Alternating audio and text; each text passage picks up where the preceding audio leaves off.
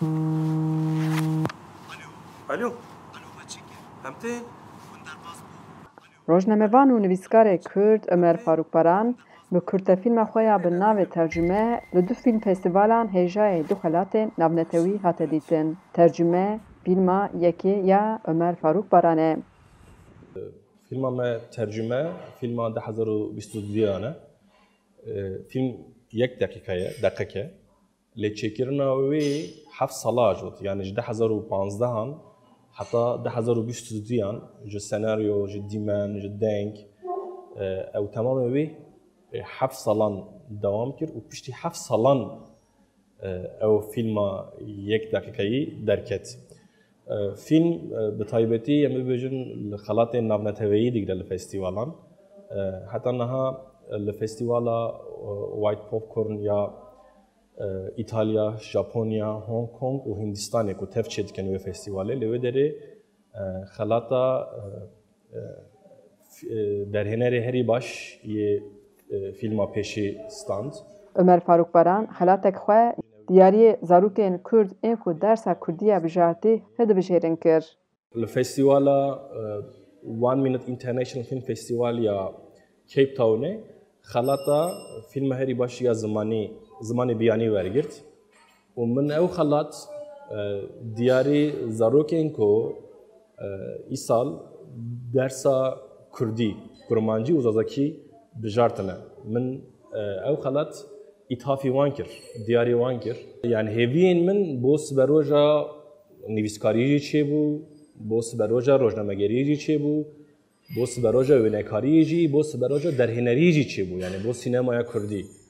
Ji ber ku wan bijartiye û hêviyên min ji nûva geş kirine, ez hinekî însanî reşbînim, ji ber ku wan hêviyekî gelekî mezin da min, min jî got yani ez vê xelata xwe îthafî wan dikim. Siberojê ew jî mezin bibin, bi vî zimanê ku pê mezin dibin, pê ders dîtine, pê bihîstine, pê temaşe kirine, ew jî filmên hîn çêtir çêkin. Mijara filmê serhatiya tercümanek li ser sînorê Tirkiye û Sûriye ku di dema şerê Kobanê de dibihire. Hayata min hayatekê ku li ser sînoran ava bûye. Her awayî di hayata min de sînor heye. Ez ji Surucê mezin bûm. Sînora pêşiya komîtî sînora di navbera Kobanî û Surucê de bû. Dura piştî wê sînorê sînorek di navbera Tirkî û Kurdî da dît. Ji ber ku li mektebê Tirkî bû, li mal Kurdî bû. Piştî wê yani bi van tiştan jiyana min serobino bû û em bibêjin jiyana min a rastaqîn û ya xeyalî di navbera wan da jî sînor çêbû. Lê sînorekê wisa ez mesela gava ji Surucê Kobanî dibînim, bi ziman, bi erf û edet, bi rabûn rûniştin, ti sînor tune. Lê sînorek jî heye. Gava ez mesela Tirkî dinêrim, edebiyata wê dinêrim. Edebiyateke xweş e, rind e dixwînim, işte tiştên baş de dibînim. Kurdî dîsa wisa. Navbera wan da ji ber ku ziman e em bibêjin sînor tune, yani edebiyata wan. Lê ji ber ku em bibêjin aliyekî serdestî û bindestî heye, sînorek jî heye. Ömer Farukbaran di warê wêje fotograf, helbesta xwediyê berhemên berbiçav e. Hunera xwe bi Kurdî û Tirkî didomîne. Gelek salin bi awayek profesyonel jî tercümaniyê dike.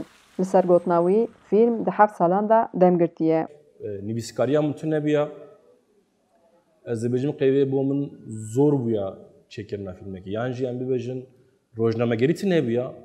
Wê bo min gelekî zor bûya çêkirina filmekê yek deqeyî. Çünkü rojnamegerî hele rojnamegeriya îro a medyaya dijîtal dibêje ku di dema herî kin da, herî Kurd da bi awayekî herî Kurd meseleyê bibêje. û dibêje her disîplîna ku tê da berheman de afirîne, bandora xwe li ser wî kiriye, yek jî kêm bimana ev fîlm dernediket. Rojnamevan, nivîskar û derhênerê Kurd Ömer Farukbaran li bajarê Diyarbekirê dijî û makîneya fotografa êdî bûye beşek ji jiyana wî. Xecî Can Farqîn, Deng Amerîka, Diyarbekir.